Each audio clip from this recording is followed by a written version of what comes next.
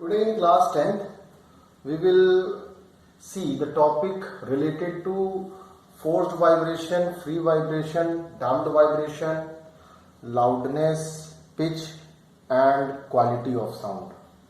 Means आज हम लोग वाइब्रेशन के जो टाइप्स होते हैं उनको पढ़ेंगे, रेजोनेंस पढ़ेंगे और जो कैरेक्टरिस्टिक्स ऑफ साउंड्स होती हैं जैसे लाउडनेस, क्वालिटी और टिम्बर और पिच, इन चीजों के बारे में पढ़ेंगे। सबसे पहले हम लोग स्टार्ट करते हैं टाइप्स ऑफ वाइब्रेशन मोशन, मतलब जो वाइब्रेशन मोशन जो होते हैं वो कितने तरह के होते हैं। पहला है फ्री वाइब्रेशन। देखिए, फ्री वाइब्रेशन का मतलब है जिसमें ऑसिलेशन के दौरान कोई डैम्पिंग ना हो या एक्सटर्नल रेजिस्टिव फोर्स ना लगे और जो ऑसिलेटिंग बॉडी है उसके एम्पलीट्यूड चेंज ना हो, तो उसे हम कहेंगे फ्री वाइब्रेशन। फोर्स्ड वाइब्रेशन वो होते हैं कि बार बार टाइम पर ऑसिलेशन को अपनी ओरिजिनल फॉर्म में रखने के लिए एक्सटर्नल फोर्स देना पड़े, उनको हम कहते हैं फोर्स्ड वाइब्रेशन। और फिर आता है डैम्प्ड वाइब्रेशन। डैम्प्ड वाइब्रेशन का मतलब होता है कि जब हम किसी ऑसिलेटिंग बॉडी को ऑसिलेट करके छोड़ देते हैं तो रेजिस्टिव फोर्स की वजह से धीरे धीरे उसकी एनर्जी लॉस होती जाती है। तो लॉस ऑफ एनर्जी की वजह से जो उसके एम्पलीट्यूड होते हैं वो कंटिन्यूअसली कम होते जाते हैं और फिर वो खत्म हो जाते हैं। इसे कहते हैं डैम्प्ड वाइब्रेशन। और जो फोर्स लगता है जिसकी वजह से ये फिनोमिना होता है उसे हम कहते हैं डैम्पिंग। तो सबसे पहले देखिए, इसमें हम लोग देखते हैं टाइप्स ऑफ वाइब्रेशन में फ्री और नेचुरल वाइब्रेशन की definition.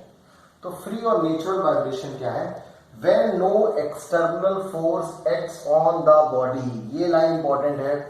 When no external force acts on the body after giving it an initial displacement, then the body is said to be under free or natural vibration.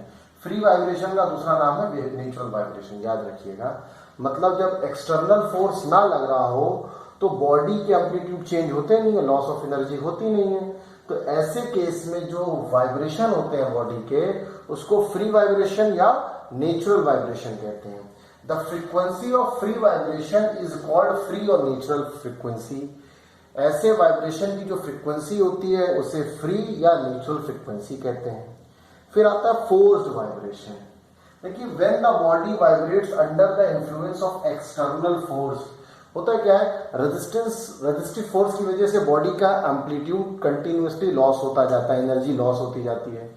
तो oscillation बरकरार रखने के लिए external force बार बार body पर लगाया जाता है। Then the body is said to be under the force vibration. मतलब फिर से, when the body vibrates under the influence of external force, then the body is said to be under force vibration. आप इतनी definition लिख दीजिए force vibration में, that is sufficient. फिर आगे एक्सप्लेनेशन के तौर पे आप बढ़ा सकते हैं, the external force applied to the body, जो एक्सटर्नल फोर्स उस पर लगाया जाता है बॉडी पर, is a periodic disturbance force. मतलब बार बार थोड़ी थोड़ी देर में हमें उसको देना पड़ता है। The vibration have the same frequency of the applied force. ये इंपॉर्टेंट नहीं, आप सिर्फ इतनी पार्ट याद कर लीजिए, दैट इज इंपॉर्टेंट कि when the body vibrates under the influence of external force, then the body is said to be under forced vibration. अब जरा फ्री वाइब्रेशन का ग्राफ देखते हैं, जो एम्पलीट्यूड वर्सेस टाइम ग्राफ है फ्री या natural vibration का, वो देख लेते हैं। देखिए, फ्री या नेचुरल वाइब्रेशन के दौरान बॉडी के एम्पलीट्यूड नहीं चेंज होते, वो सेम रहते हैं, कंटिन्यू सेम रहते हैं। इसका मतलब क्या होता है, लॉस ऑफ एनर्जी नहीं हो रहा है बॉडी में, रेजिस्टिव फोर्स नहीं लग रहा है। तो ये जो डायग्राम है, वाई एक्सिस पे जो लिया जाता है वो एम्पलीट्यूड लिया जाता है और एक्स एक्सिस पे टाइम लिया जाता है। तो ये फ्री ऑसिलेशन का ग्राफ है। अब देखिए डैम्प्ड वाइब्रेशन। अब डैम्प्ड वाइब्रेशन क्या चीज है, देखिए, when there is a reduction in amplitude over every cycle of vibration, amplitude continuously घटते जाए तो उस वाइब्रेशन को हम लोग कहते हैं डैम्प्ड वाइब्रेशन। वही चीज कह रहे हैं, when there is a reduction in amplitude over every cycle of the vibration, the motion is said to be damped vibration. आप इतनी डेफिनेशन याद कर लिए, that is sufficient for it.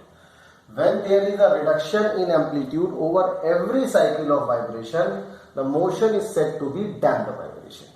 अब इसमें आगे और क्या एक्सप्लेनेशन के तौर पे दिया, this is due to the fact that a certain amount of energy possessed by the vibrating system is always dissipated in overcoming the frictional or resistance to the motion. मतलब जो ऑसिलेटिंग बॉडी होती है उस पर जो resistive force लग रहा होता है उससे उसको हटाने के लिए बॉडी अपनी एनर्जी कंटिन्यूअसली लॉस करती जाती है और वो लॉस ऑफ एनर्जी एम्पलीट्यूड के डिक्रीज के फॉर्म में दिखने लगता है, that is called damped vibration. तो आपको सिर्फ यहां से यहां तक याद करना है, when there is a reduction in amplitude over every cycle of vibration, the motion is said to be damped vibration. अब देखिए damped vibration का डायग्राम थोड़ा समझिए. देखिए होता है क्या है, y एक्सिस पे लिया जाता है एम्पलीट्यूड या डिस्प्लेसमेंट और x एक्सिस पे लिया जाता है टाइम. तो देखिए शुरुआत में एम्पलीट्यूड लार्ज होते हैं और हर साइकिल में देखिए एम्पलीट्यूड फॉल करते जा रहे हैं, फॉल करते जा रहे हैं, फॉल करते हैं, फिर एम्पलीट्यूड खत्म, मतलब ऑसिलेशन खत्म. तो this is the diagram of damped vibration. याद कर लीजिए, इंपॉर्टेंट डायग्राम है, पूछा जा चुका है बोर्ड के पेपर में. इस तरीके से draw the amplitude versus time और displacement versus time graph of damped vibration. तो आपको ऐसे ही बनाना है, कोन के शेप का है. देखिए ट्राइंगल नहीं है, बच्चे क्या करते हैं ट्राइंगल टाइप की लाइन खींच देते हैं और ऐसे से बनाना. ट्राइंगल नहीं है, कर्व्स हैं, दो कर्व्स हैं एक दूसरे के अपोजिट और उनके बीच में एम्पलीट्यूड को कंटिन्यूअसली फॉल करते दिखाया जाता है. इंपॉर्टेंट है ग्राफ. अब आता है डैम्पिंग क्या है, व्हाट इज डैम्पिंग. क्वेश्चन पूछा जा सकता है, डिफाइन डैम्पिंग पूछा गया भी है. A process whereby energy is taken from the vibrating system and is being absorbed by the surrounding called damping. वो प्रोसेस जिसमें ऑसिलेटिंग बॉडी से एनर्जी एब्जॉर्ब की जाती है उसे हम लोग क्या कहते हैं, डैम्पिंग. और वो एनर्जी कौन एब्जॉर्ब कर लेता है, सराउंडिंग या जिस मीडियम में जिसके साथ वो अटैच होती है बॉडी. ठीक है, तो डैम्पिंग की डेफिनेशन आप याद कर सकते हैं यहां से यहां तक. A process whereby energy is taken from the vibrating system and is being absorbed by the surrounding is known as damping. अब मोस्ट इंपॉर्टेंट टॉपिक है रेजोनेंस. तो आपसे पूछा जाता है व्हाट इज रेजोनेंस. क्वेश्चन बहुत बार आ चुका है, इंपॉर्टेंट है, याद कर लीजिए, आएगा जरूर पेपर में. What is resonance. तो resonance occurs when a material oscillates at a high amplitude at a specific frequency. होता क्या है, हर ऑसिलेटिंग बॉडी पर्टिकुलर फ्रीक्वेंसी पर सबसे ज्यादा लार्ज एम्पलीट्यूड में ऑसिलेट करती है. उस पर्टिकुलर फ्रीक्वेंसी को जिस पर उसके एम्पलीट्यूड मैक्सिमम होते हैं उसे रेजोनेंस फ्रीक्वेंसी कहते हैं. We call this frequency resonate frequency. ठीक है, तो आपको डेफिनेशन में चाहे तो आप ऐसे लिख सकते हैं, but this is not a complete definition. इसके दूसरी तरीके को भी अभी हम लोग समझेंगे. फिर से एक बार देख लेते हैं. Resonance occurs when a material oscillates at a high amplitude at a specific frequency. किसी पर्टिकुलर फ्रीक्वेंसी पर कोई ऑसिलेटिंग बॉडी के एम्पलीट्यूड हाई हो जाते हैं, सबसे लार्ज हो जाते हैं. This frequency is known as resonate frequency और ये फिनोमिना रेजोनेंस कहलाता है. मगर ये होता कब है, देखिए ये होता तब है जब फोर्स्ड वाइब्रेशन के दौरान जो एक्सटर्नल पीरियोडिक फोर्स है जो ऑसिलेटिंग बॉडी पर बार बार लग रहा है, अगर उस एक्सटर्नल फोर्स की फ्रीक्वेंसी और ऑसिलेटिंग बॉडी की फ्रीक्वेंसी मैच कर जाती है तो ऑसिलेटिंग बॉडी के एम्पलीट्यूड सडनली बहुत लार्ज हो जाते हैं. This phenomena is called resonance. तो अगर हम इसको डिफाइन करें तो हम ऐसे कह सकते हैं, when the frequency of external periodic force match equal to the frequency of oscillating body, then the oscillating body oscillates with larger amplitude. This phenomena is called resonance. अब definition को इस तरीके से भी हम लिख सकते हैं, the state of system in which an abnormally large vibration is produced in response to an external stimulus occurring when the frequency of the stimulus external force is the same or nearly same as the natural vibration frequency of the system. मतलब external force की frequency जब body की natural frequency के बराबर हो जाती है तो बॉडी के एम्पलीट्यूड सडनली बहुत लार्ज हो जाते हैं। इस फिनोमिना को हम लोग रेजोनेंस कहते हैं। वेरी इंपॉर्टेंट, तैयार कर लीजिए। अब आते हैं पिच। देखिए पिच क्या है? Pitch is the characteristics of sound by which we can distinguish between shrill and a grave sound. Shrill का मतलब है महीन और ग्रेव का मतलब है भारी साउंड। तो देखिए, तो महीन आवाज और भारी आवाज जिस फिजिकल फिनोमिना से पहचानी जाती है उस फिनोमिना को कहते हैं पिच। सो पिच क्या है? The pitch is the characteristic of sound by which we can distinguish between shrill and grave sound. अब आता है हाई पिच और लो पिच। हाई पिच मतलब श्रिल, लो पिच मतलब ग्रेव। जिसकी पिच हाई होगी वो श्रिल साउंड कहलाएगा और जिसकी पिच लो होगी वो ग्रेव साउंड कहलाएगा। देखिए, अब पिच डिपेंड किस पे करती है? पिच डिपेंड करती है फ्रीक्वेंसी पर। What is frequency? The number of oscillation taken in 1 second. तो मान लीजिए 1 सेकेंड में ये कितने ऑसिलेशन ले रहा है? 1, 2 और 3, लगभग 3 और क्वार्टर पास 3 oscillation they are just taking. अब अगर हम इसकी बात करें तो 1, 2, 3, 4, 5 और ये 6, लगभग ये 3 ऑसिलेशन ले रहा है 1 सेकेंड में, ये 6 ऑसिलेशन ले रहा है। तो इसका मतलब है जिसमें नंबर ऑफ फ्रीक्वेंसी या जिसकी फ्रीक्वेंसी ज्यादा है ये वाले की, उसे हम हाई पिच कहेंगे और जिसकी फ्रीक्वेंसी लो है, कम है, उसे लो पिच कहेंगे। तो जो हाई पिच होता है वो श्रिल कहलाता है, महीन, और जो लो पिच होता है वो ग्रेव मतलब भारी साउंड्स कहलाता है।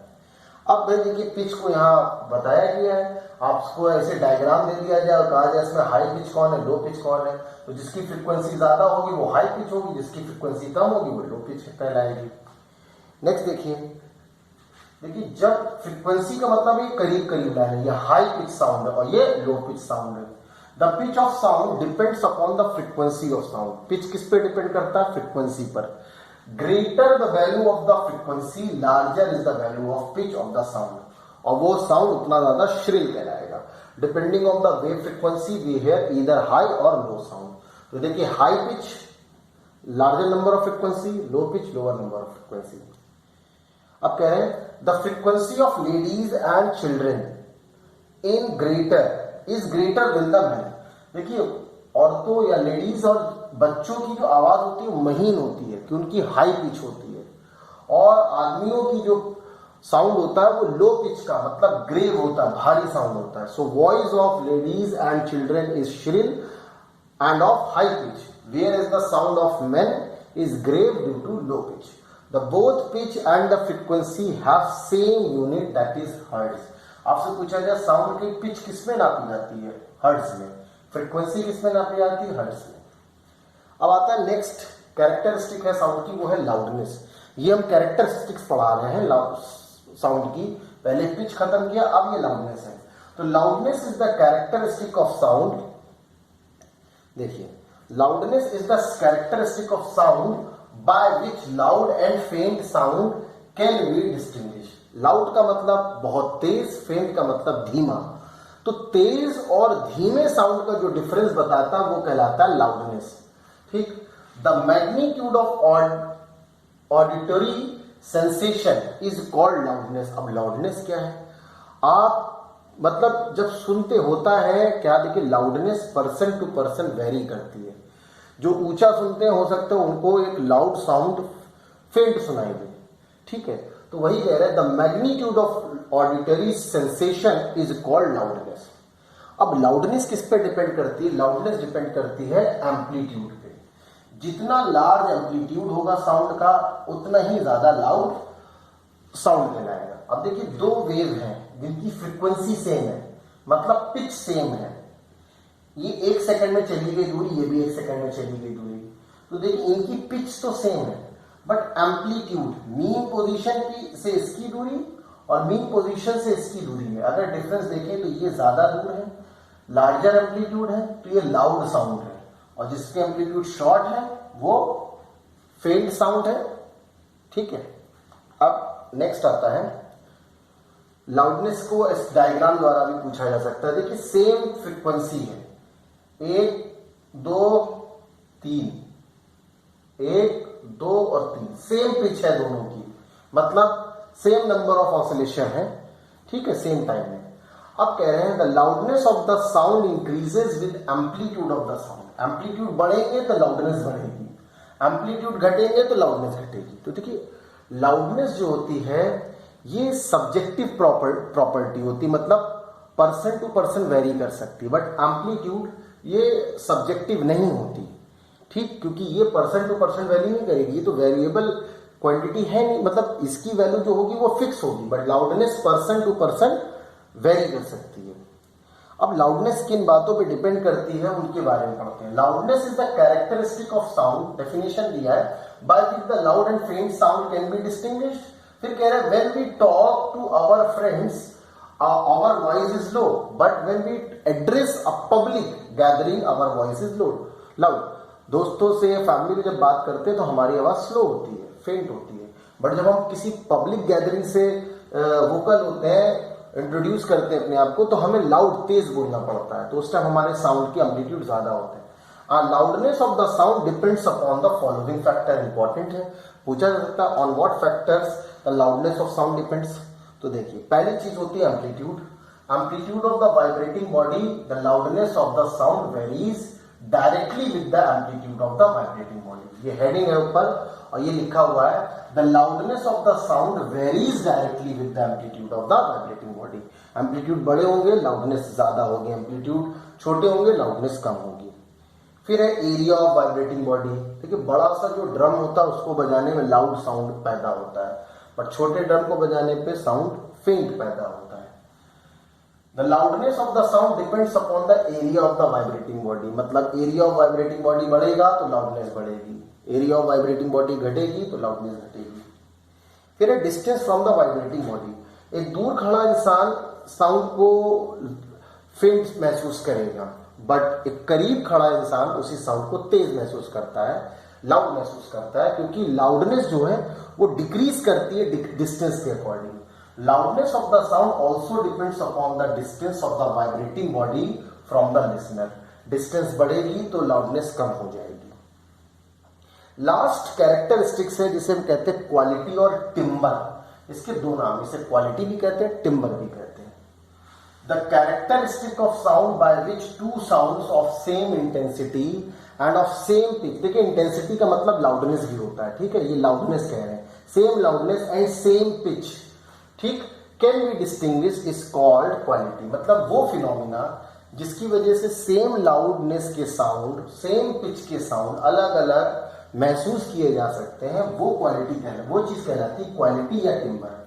We can easily distinguish between the sound of the flute and piano. Flute, बांसुरी और पियानो की जो साउंड होते हैं, हम हो सकता है सेम लाउडनेस का बजा रहे हो, सेम पिच की, फिर भी हम उनकी क्वालिटी की वजह से हम लोग उनमें अंतर कर सकते हैं। It is due to the difference of quality of these two sound. Quality का मतलब होता है वेव फॉर्म। अभी वेव फॉर्म के बारे में बताते हैं।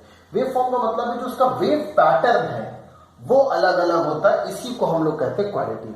वी कैन इजिली डिस्टिंग्विश, ये हो गया, it is due to the difference quality of these two sound. We recognise the voice of relative friend over the cell phone by quality. मान लीजिए फोन पे कॉन्फ्रेंस पे हम लोग कॉल कर रहे हैं, बात कर रहे हैं, तो अलग अलग बंदे की हम लोग एक साथ आवाज सुनते हैं और हम लोग आसानी से अंतर निकाल सकते हैं कि ये कौन सा पर्सन बोल रहा है। ये किस वजह से होता है? क्वालिटी की वजह से। अब देखिए क्वालिटी किस पे डिपेंड करती है? वेव फॉर्म पे। अब देखिए ट्यूनिंग फॉर्क का वेव फॉर्म देखिए कितना इजी है। फ्लूट का वेव फॉर्म देखिए कर्वी है टाइप का। वॉइस हम लोग की अलग अलग चेंज, मतलब एम्पलीट्यूड बदलते रहते हैं। तो वॉयलिन का देखिए, यदि वेव पैटर्न जो है यही कहलाती है क्वालिटी। तो अगर वेव पैटर्न सेम होंगे तो मतलब क्वालिटी सेम होंगे, वेव पैटर्न अलग होगा तो मतलब क्वालिटी अलग होगी। तो ये साउंड वाला टॉपिक जिसमें इको पढ़ाया था इससे पहले वाले सेशन में, और आज हम लोगों ने बात की characteristics of sound and the mode of vibration. ये पूरा साउंड के चैप्टर में आता। आज ये खत्म हो गया। नेक्स्ट सेशन में we will study the numerical and question answer on this chapter.